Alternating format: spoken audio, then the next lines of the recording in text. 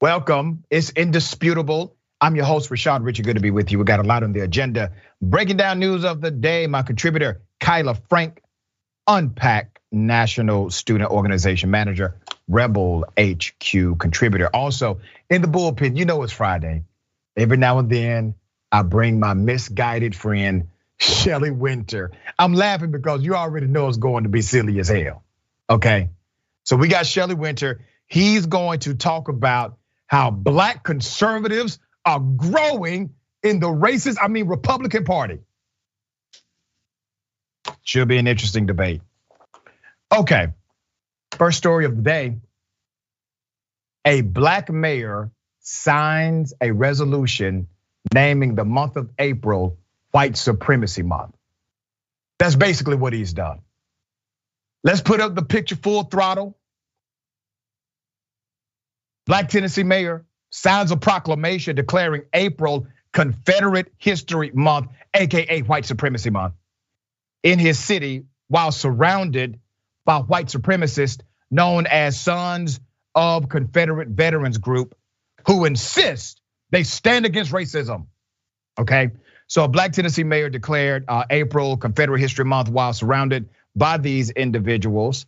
Livingston, Tennessee, all right, that's where it's at. Livingston, Tennessee, Mayor Robert Hayes, he's the person in the middle. Mayor Robert Hayes, surrounded by white members of the Sons of Confederate Veterans.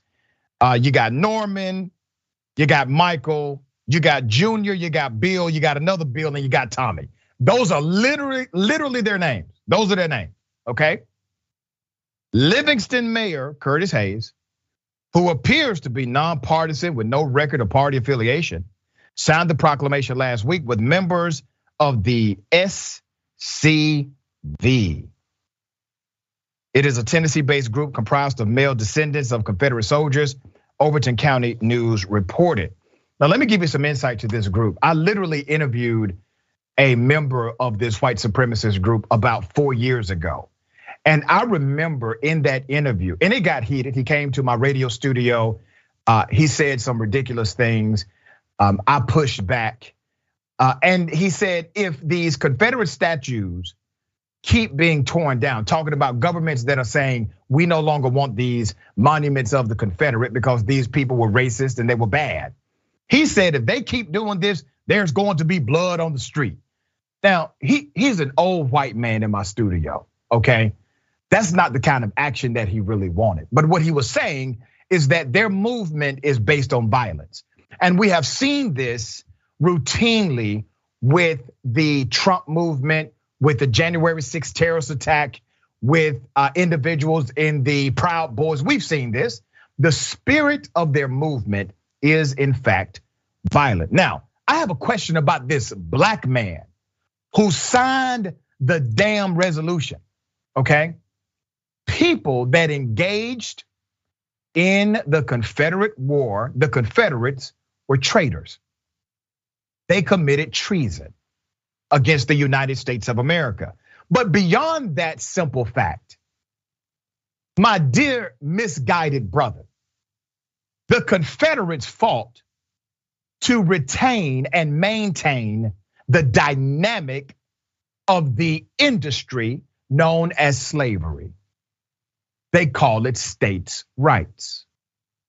So anytime you give honor to individuals that fought against your own freedom, I have to call you who you are. You, sir, are a sellout. I'm sure your parents are not proud of you, their ancestors are ashamed of you, and I'm disappointed in you. There's more. The Confederate States of America seceded from the United States in 1861, following the inauguration of Abraham Lincoln, who Southern states believed would free the slaves that ran their agricultural economy. The Confederacy ultimately lost the Civil War, the bloodiest in American history, in 1865, and was dissolved back into the United States. Last year, 73 Confederate monuments were removed or renamed, with 723 remaining in the United States. That's according to the Southern Poverty Law Center. So the reason I bring you that tidbit is because a big movement of this particular white supremacist group is to keep monuments from being removed. So they hold demonstrations, they fund legal action. They want to keep white supremacists and those that were slave masters and racist, bigoted individuals, they want to keep them in places of honor and taxpayer funded, okay? I'm cool if you want your statue, just pay for it on your own dime. But when you tell me that my tax dollar has to fund a symbol like that, you're telling me that I have to fund symbols of my own oppression. That's not going to fly. All right, let's put the picture up again.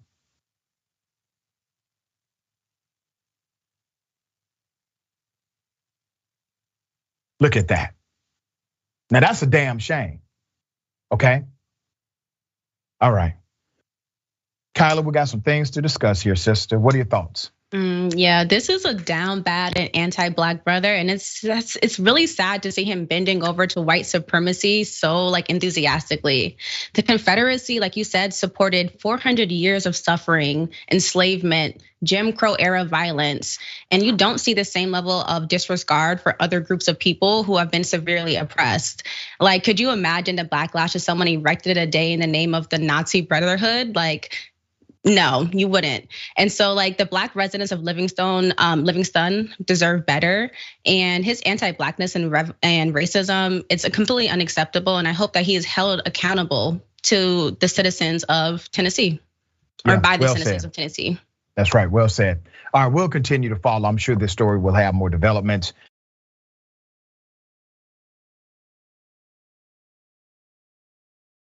Remember the black store owners who got profiled by the police? They have now been awarded a settlement. Let me take you back to that video. Here it is.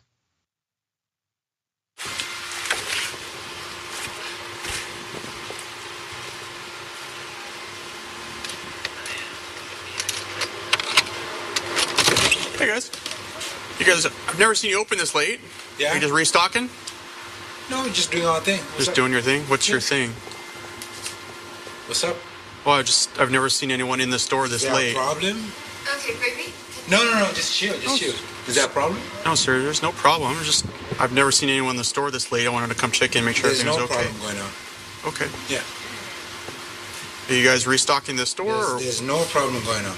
Why are you here so late? It does not matter. It does matter. To who? To me. Why? Because the store's never open this late. Is it your store? No. And then what? If it's not your store, what's the problem? I don't have a problem, sir. I just want to know why you guys are here so late. It does not matter. That's what I'm telling you. It does to me. Can you take a hand in your pocket, please? It does not matter to me. Okay. Or one of you own the store? Huh? Do one of you own the store? It does not matter. I'm not going to answer your question. If you have a problem, you tell me you have a problem. I have a problem with you three being in the store right now. Is this your store? That's what I'm asking you. This town is my duty to protect.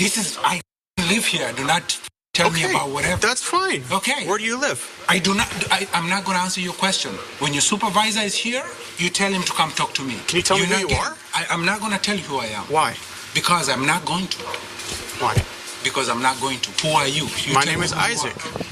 Isaac, and then what's your problem? My business, sir, is to look at the property down here, and if there's something that stands out to me. So what stands out to you? There's 3 black people in a store? There's 3 people. So you're gonna no. Sir, you could be black, white, Hispanic. No. Absolutely, sir. There's gonna be 3 black people in a store. You're gonna come around and try to I don't want to argue. I just want you to tell me why you're here.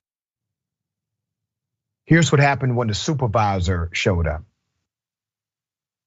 Supervisor, how are you doing? That's right. How are you? You came 3 of you guys. What's going on? What's the problem?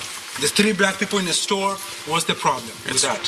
So it's 1 o'clock in the morning. There's 3 people in the store. There's 3 black people in the store. 3 o'clock in the morning. What's the problem? There's 3 people. There's 3 black people in the store. It's 3 o'clock in the morning. What's the problem?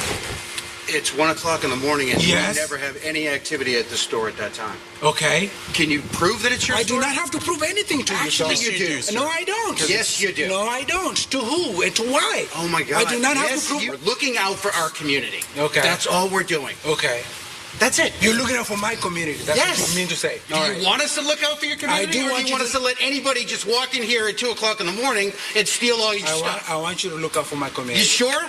Because you don't sound like you're very grateful. You sound like you're very defensive. No. Come on now. Calm You're down. being very defensive. No, calm down. My officer is doing down. his job. Your officer's not doing his job. Yes, he is. He is following the policy of the chief of police at Tiburon PD and keeping his eye on Main Street. I want to wrap up this conversation. We're wasting time. So what's going on? What's up? What's the next step? Prove to us that you have keys or my way to store? get Okay, wait. There you go. That's a perfect thing. I just asked for that. Okay. You know what? Put the key in the door and we're out of here. Put the key in the door? Put the key in the door. I mean, just chill. I'm going to put my key in the door. That's his store. What's that? That's his store. Thank you Thank very you, much. sir. That's all I need to know. The dude knows me. Thank you.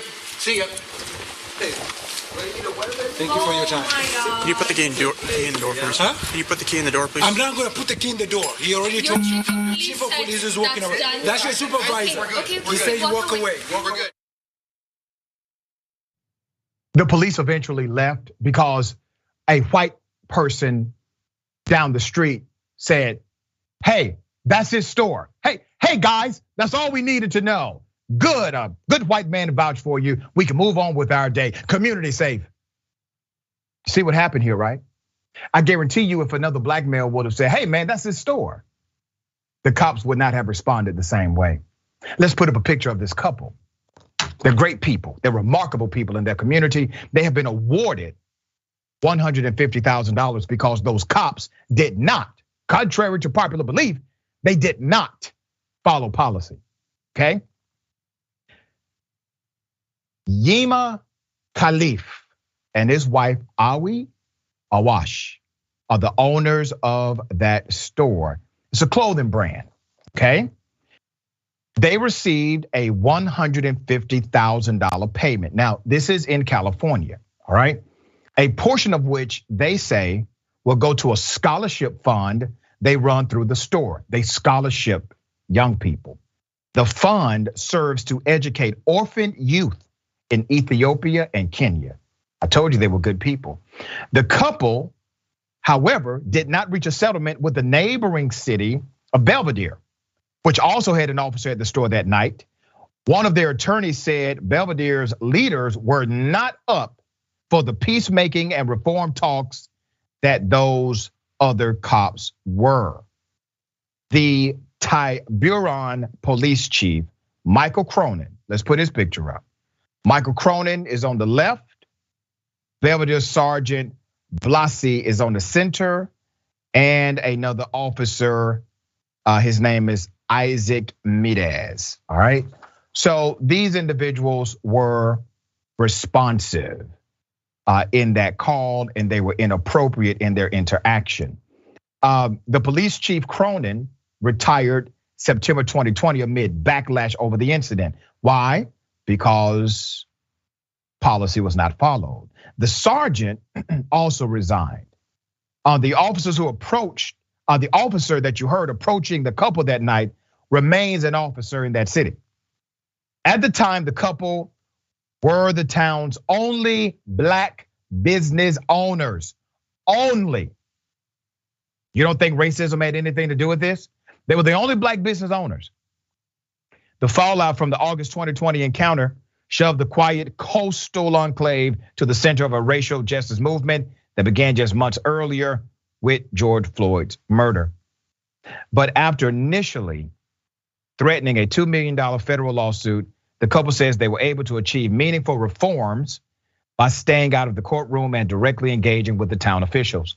On Tuesday, the couple stood in front of their store announcing those reforms. Changes include police policy and training updates, as well as the formation of a citizens advisory panel to provide a forum between residents and the police. This advisory board would vet candidates for the department, and both Khalif and his wife secured spots on the board. Good for them. As part of the reforms announced Tuesday, officers are expected to begin carrying business cards with information about how to raise concerns over interactions. The police department has started a pilot program where community liaisons help residents with any police concerns or needs. The agency also increased the frequency of bias training from every 5 years to every 2. This is called a step in the right direction. They were able to achieve some things here because they initially said, we're going to sue, but we're willing to bypass the $2 million, for a much smaller settlement. But you have to implement these reforms, okay? And reforms have been implemented, obviously. Obviously, you have to continue to watch over these reforms. Big ups to them for having the insight to create a citizens review board or an advisory board to oversee police conduct in their community. Kyla, what are your thoughts on this? I am so glad that they are getting a settlement because I think that racists should pay up. I'm starting to think that we should fine people for being racist on the grounds of emotional and generational suffering. And I want people to really pay attention to the fact that the officer said, "Oh, I'm looking out for the community." It's clear that he doesn't include Yima and his wife in that community that he's talking about because how he approached them was aggressive and antagonistic. And it's simply, again, racism. White people by default are viewed as good people, and any actions that they take or to support or oppose that image are simply choices. Black people, on the other hand, are defined by our actions, and our choices deem us to be good or bad people, depending on who's looking. And we already know that the cops view us as violent, and so they approach him in an aggressive way because they already are assuming things about this gentleman. And so again, that racism that's wrapped in the system of policing that officer showed, it needs to end because that situation could have looked a lot different from Yima had that other man not spoken out and defended him.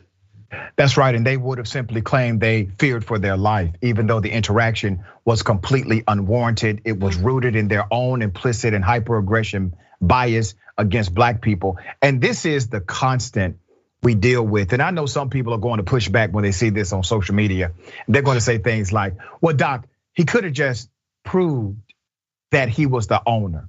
Let me explain that to you. I would not have proven a damn thing. I would have did exactly what this store owner did. You have no call that my store is broken into. I don't need to prove a damn thing to you. And here's the equivalent of that. Once again, this is the equivalent of saying, "Boy, show me your freedom papers." Wait a minute, we already have the freedom to be mobile. We have the freedom to be in whatever establishment we choose to if that establishment has not filed a trespass order. So we can do this. There's no evidence of breaking and entering. There's no call of a burglary. There's no alarm going off. You have no reasonable cause here, none whatsoever. You simply see a Black man walking into his own establishment, okay? There is a place where Black folk, there's a time and place where Black folk are now saying, "We're tired of showing you freedom papers. We don't have to prove to you why we exist. We don't have to show you that we live at the apartment complex or we have a residence in the community or that we own the business, because you would not ask those things if our skin color were different."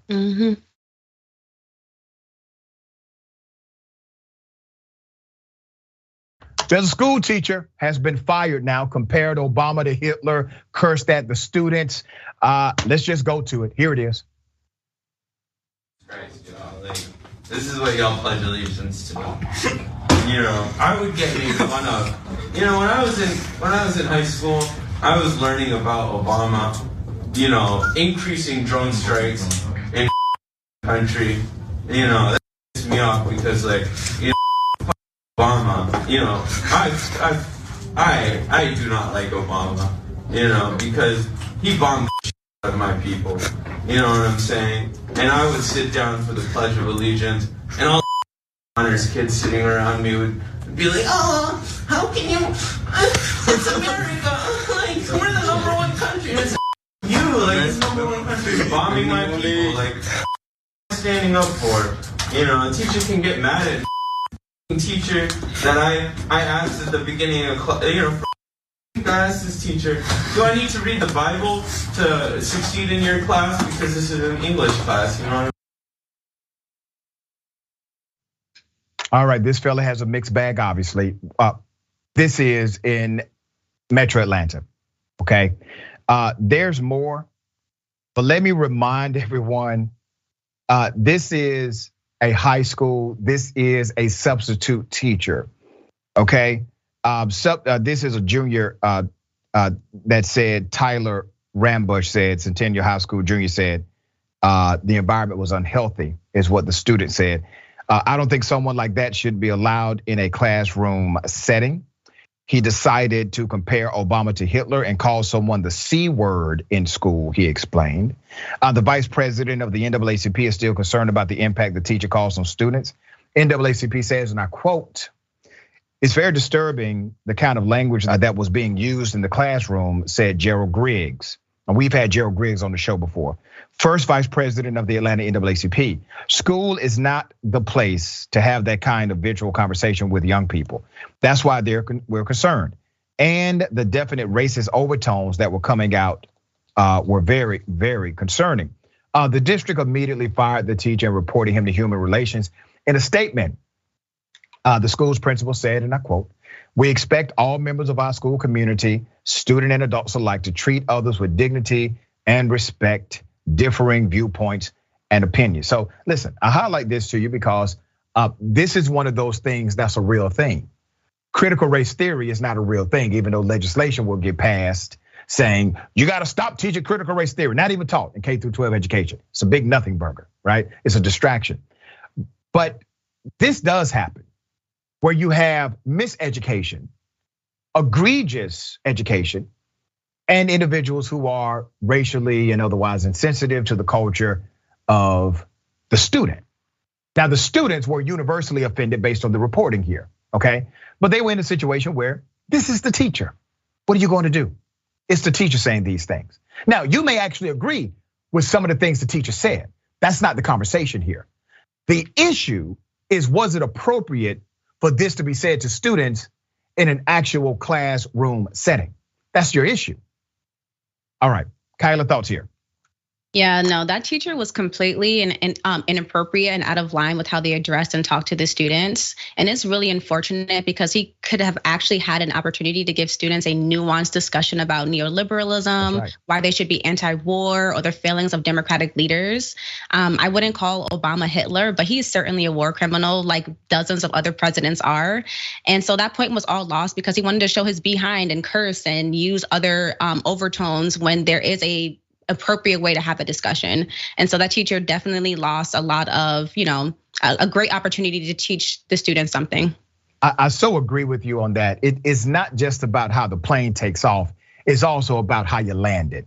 And sometimes people are concerned about one and not the other. You gotta do both, right? I actually had the privilege of lecturing at St. Petersburg College today in Florida. And I was lecturing the professorial staff. And we had over 100 professors. I lectured them for about 2 hours today. And the lecture was about equity in education, And one of the questions at the end of the lecture was about how do we talk about policy to our students without getting involved in the politics of Florida? Because Florida, they have their own brand of crazy politics right now. And I said, you have to lead with the policy aspect and how that policy impacts people. Now you can disconnect the personality and the politics, but talk directly about the policy. And that's how you take the plane from runway, flight, and land it again.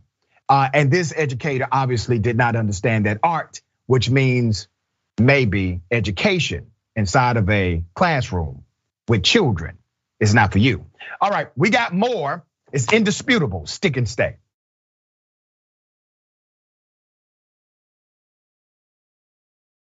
All right, welcome back. We got a lot of show left. Let me read some of these comments. Before I do, let me remind everyone, all right? Food for thought trivia. You guys have been awesome, and we hope you're just as excited for the weekly Food for Thought trivia starting today. Where TYT members on TYT.com, Android and YouTube and other places have a chance to win a $100 gift card to spend at Blue Apron from TYT. Take this opportunity to give yourself a break, feed your appetite, and let's share in this experience together. For full information on how to participate, eligibility, and read the rules, go to tyt.com/food. All right. The watch list, don't forget, big homie J.R. Jackson, weekdays live, 12 p.m. Eastern time, 9 a.m. Pacific time. Watch live daily and follow at facebook.com/watchlisttyt. Watch live daily also by subscribing to youtube.com/watchlisttyt. Here's some of the comments. Cognitive dissonance is a hell of a drug, says. He signed that under duress. Don't y'all see he was surrounded? Sorry, I gotta laugh to keep from crying. Exactly. LaTracy says, I am speechless, talking about the mayor signing white supremacy month bill. I wish a Karen would. You want to call the police on him for having a barbecue on a Sunday. I feel free! Back off! I'm going to tell them there's an African-American man threatening my life. I want regular, all right? How many times do I have to repeat myself? I already said it like 2-3 times. Are you incoherent? Are you like drunk on the influence of drugs? I'm telling you my answer like 3 freaking times, bro. Is your manager, like, does she have many mental illnesses? Is she on the influence? Yo! Shut the I'm not doing anything, dude. You're cursing at me? Yo, get out of the rest of me. You can't touch me. Hey, bro, don't touch me. I'm gonna call the police. You touch me, I'm gonna call the cops and I'm gonna arrest you, sir. I just ordered something. Oh my God, this is so aggravating. You're recording? Ma'am, your employee is putting his hands on me. Can I order my food? I'm recording you. I will make sure that everybody in this restaurant is fired. Your employee just put his hands on me. I'm trying my best here. I'm just trying to order something. I got so far a 4-piece chicken. What the hell is going on? Where's Mike Tyson when you need him? Okay. Let me just say this about this arrogant SOB who continued to spew insults at the people that were preparing your food. You see, I got some friends that would have handled that situation totally different. You would have got some extra sauces on your hamburger. They would have happily served you. Once again, ladies and gentlemen, another Karen, a male Karen, who feels that because somebody has a particular job, that it warrants him, gives him the authority to talk to them any way he chooses.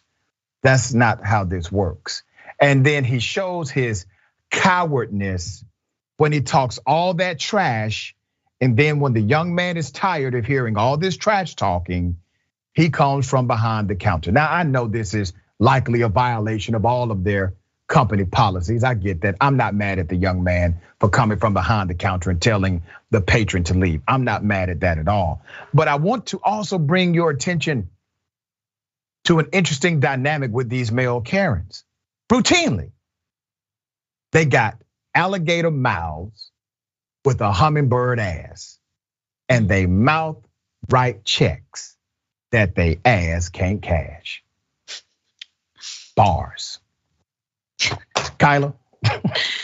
Oh my goodness, you have me cracking up over here. But all these fast food Karens remind me of those Snicker commercials when they say you're not you when you're hungry, except instead of turning into Betty White, they turn into these raging a-holes and like racists. Yeah. And it's also crazy to me that they're yelling at the very people who are supposed to be making their food. Now, I definitely don't support like food tampering, but I wonder if those Karens ever think about that before they start going crazy on those people. Yeah. Like anything could happen in that back room and you acting like a monster right now. We're gonna feed you like a monster then.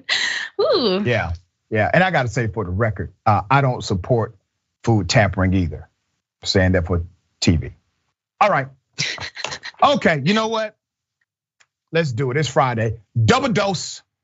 You want to call the police on him for having a barbecue on a Sunday. I feel free! Back off! I'm going to tell them there's an African-American man threatening my life. I just pulled into McDonald's and this lady is holding this spot in front of this van for her husband to cut us all in the drive-thru so she can get her McDonald's first. There is a line for a reason.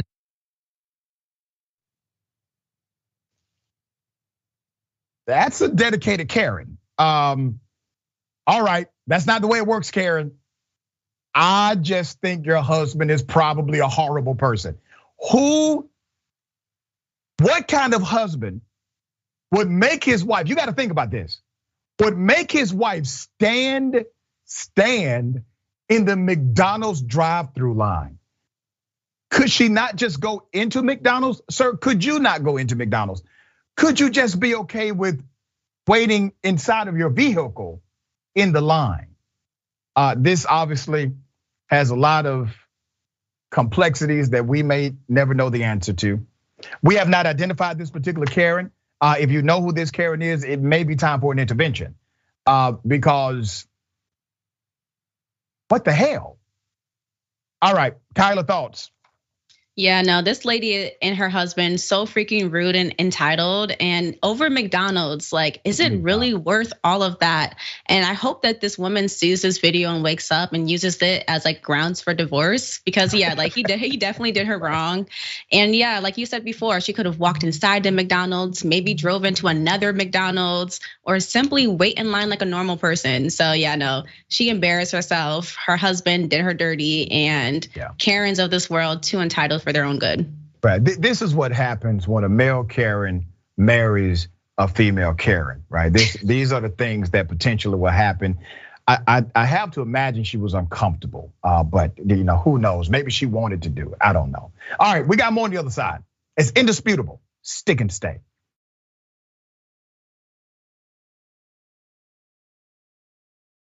All right, welcome back. Good to be back with you. We got a lot of comments. I will read as many as I can. About the male Karen freaking out at the fast food worker. Fascist Killer says, these people are speaking this way to individuals that will be handling their food. They must be nuts. Yeah. Robert 1007. These Karens like to bark from the other side of the fence until you come to their side. Then they yelp and run. Yelp and run. That's right. Drive through Karen. Dringer Dragon, go play in the traffic, babe. I want a hash brown. Thomas Anakin, fast food foolery Friday. That's good. We may do that actually. We may work with that. Thank you for that. Okay. Coaches have been reassigned, but the community is saying they should be fired. Put up their pictures full mass. Got to tell you about these fellows. All right. Bel Air, Texas. Community leaders are demanding 2 high school baseball coaches be fired amid allegations of racism. So who are you looking at? The coach, Nick Ozuna, and an assistant coach, Robert Manuel, were reassigned, not fired, but reassigned as the investigation began into whether Bel Air players made monkey sounds at a black member of an opposing team during a March 25th game. According to a previous report from the Chronicle, players also danced. They used racial slurs when a black pitcher from Westbury High School took the mound. The same Bel Air baseball coach was previously investigated for making a black player cut off his afro in order for that player to be on the team. Okay, let's put up a picture of Erica Rome. Erica Rome is mother of the student in question. Alleged Ozuna would not let her son join the baseball team unless he cut his afro. Ms. Rome alleged the coach made the remark in front of other students. Chop your hair, chop, Rome alleged the coach told her 15-year-old son. Ms. Rome said she has since unenrolled her son from Bel Air. She and the local NAACP are calling for the coaches to be fired, all right? They have not been fired. Now, once again, what are we saying to all of the students involved when you can have 2 individuals with a background, an actual background of racist allegation, and nothing happens to them? They get reassigned, not punished, not penalized, not suspended, not fired, but reassigned. What are we saying to the students? Here's what we're saying to the students. We're saying to the white students that bigotry is okay. We're saying to the black students that it is okay for people to be bigoted against you.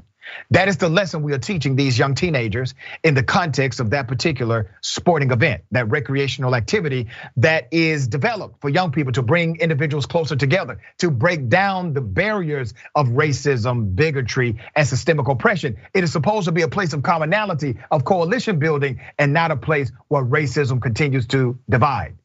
But this racism is coming from those in charge. It has a different hit to it. Okay, let's put up the person in charge, the principal, right? There he is. That is the principal of Bel Air High. His name is Michael McDonough. What is Michael doing? Not a damn thing. You know, and I'm sure Michael will say things like, he's a Christian man and he goes to church and he attends Bible study. If a person is not defined by the values that they subscribe to, they are not defined at all. All right, sister, what are your thoughts here? Yeah, like you said before, the harm was done to the Black students, players, and their families. And the fact that some members of the community are ignoring that because these racist men have been reassigned or are, getting consequences for their actions, like, give me a freaking break. The culture of racism thrives in communities when there is no community accountability for racist actions. The coaches should have been fired immediately and made to publicly apologize.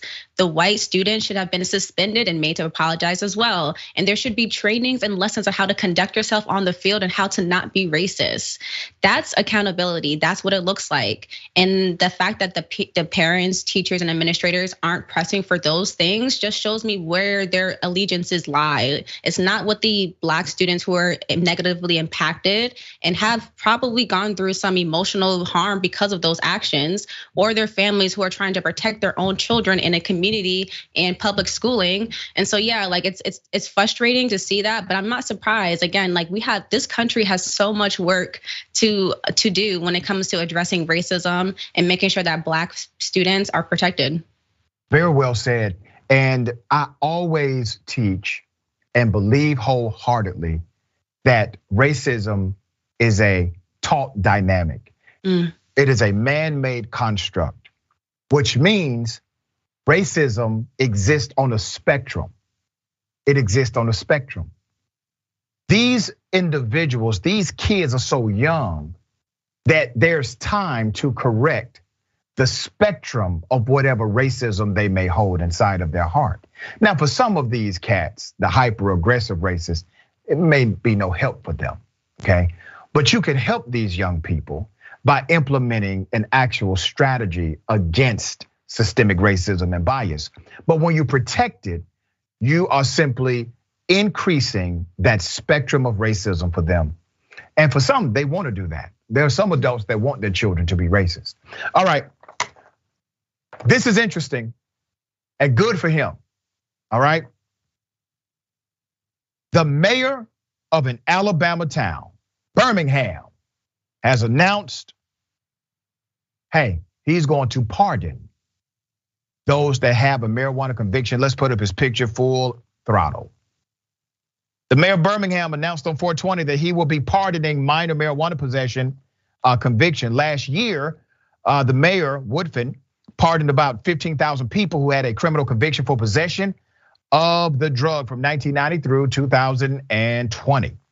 On Wednesday, the mayor announced on Twitter that he would pardon anyone in the city who had been convicted of misdemeanor marijuana possession charges that occurred from April 20, 2021 until December 31, 2021. So let me explain why this is very important, especially for Alabama.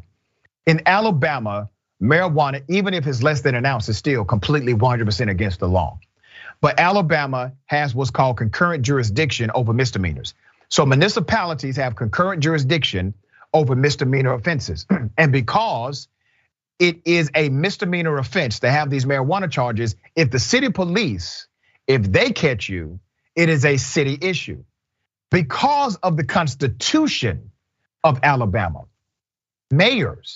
all mayors reserve the right of pardon for all city offenses. This is criminal justice reform without the bureaucracy of state legislature or going through a bureaucratical process. He has the power to pardon all city crimes. And he did so as it relates to marijuana convictions. Good for this mayor for thinking outside of the box and doing something in order to make sure that the bias that exists as it relates to drug convictions and arrest, obviously, would not destroy the lives of others. Here's another note, and this is one less discussed. In 2016 was my first year as a professor. 3 weeks into my first semester, there was this young guy, and I took him under my wing because he reminded me so much of myself at his age. He had a rough upbringing. He made it through a lot of obstacles, but he was in college. 3 weeks into the first semester, he gets a letter from financial aid. Financial aid has denied him, said he could not qualify. He emailed this to me, said, "Doc, I don't know why I would be disqualified. I have no felony convictions. I don't have any credit, so that can't be the issue. And it's not credit based anyway." So I said, I will look into it. And I did. I called the financial aid director. There was a particular code connected to the email. Financial aid director got back to me and said, "Doc, here's the reason. You see, your student had a minor marijuana conviction when he was 17. And because Georgia treats 17-year-olds as adults, he can never get financial aid." I said, "Okay, but how do we appeal this?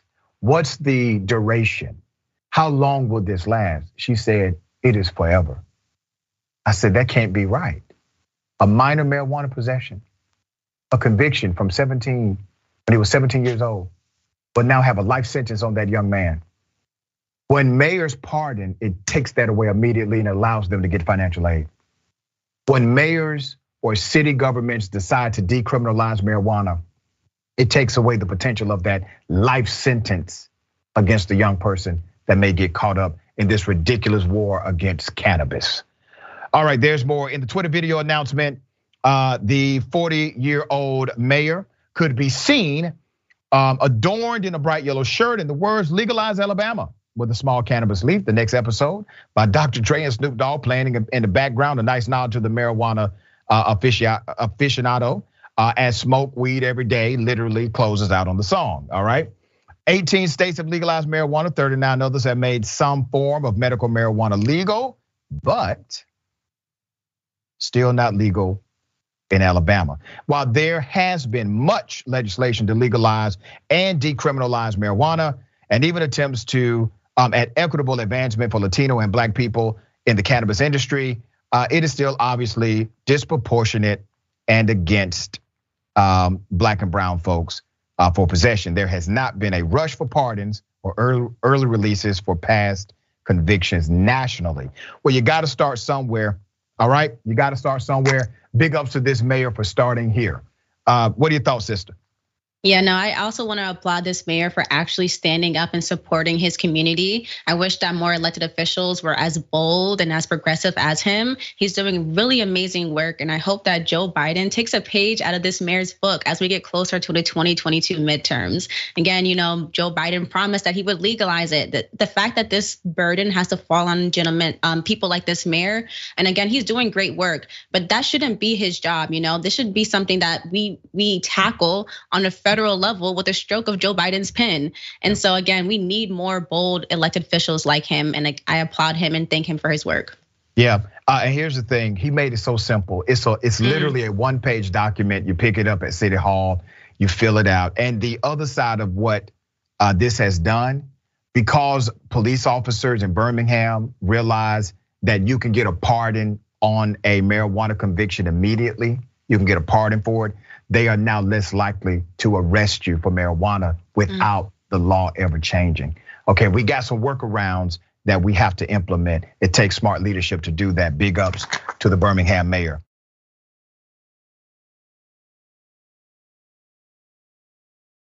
I got a question for everybody. What in the red state hell? You can take a gun, shoot somebody in the face. It's not hard. Sometimes it might even be fun if they're a godless commie. Now, what they're trying to do is sneak the COVID vaccine in your salads. I hate math. Somebody say amen.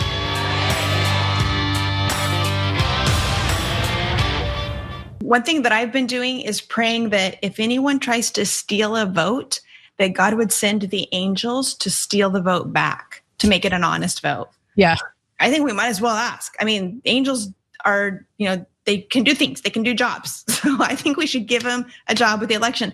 Help us make it an honest one. So angels, if there are any fake ballots that have been produced, burn them up, find them and destroy them. If votes are flipped in the machines, flipped away from the candidate someone voted for, flip it back. And I don't care which way, if it's from me to someone else, because that's what's honest. Just make it an honest vote. So I'm not asking for cheating. I'm not asking the angels to cheat. I'm asking the angels to prevent cheating. to make it honest. So I'm asking God, would you send the angels to do that? All right. Okay. I'm gonna have to start telling people I'm atheist. All right.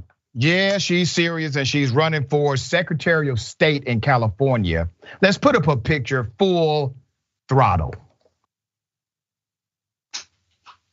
Lord have mercy. Rachel Ham, that's her name, candidate for Secretary of State in California. She also claims that Black Lives Matter is evil and they're ran by two witches, that Trump is the best thing to hit since Jesus Christ. So this is, what she says. Now, I just got to highlight, I mean, she's saying the angels need to commit theft here. And they need to go back and steal votes to make things even. Now, I hope she's not depending on the angels that Paula White sent, because obviously those angels did not come through for Paula White. This person is the same woman that said that Jesus appeared to her in her closet, and that's the reason she's running for office. Here it is. And because our youngest son Ezekiel is a seer, I went and got him. And I said, hey, can you look around and see what you're seeing? And so he looked in my bedroom and my bathroom, and he said, there's nothing there. And then he goes into the closet, which is where I had been when I was praying. And he said, whoa, and his eyes got like big as saucers. And he kind of like started backing away and they started bending down. And he said, you've got a really big guy in your closet. And then he said, and he has a scroll in his hand. And so I was like, then he came with a message. Like, what is the message?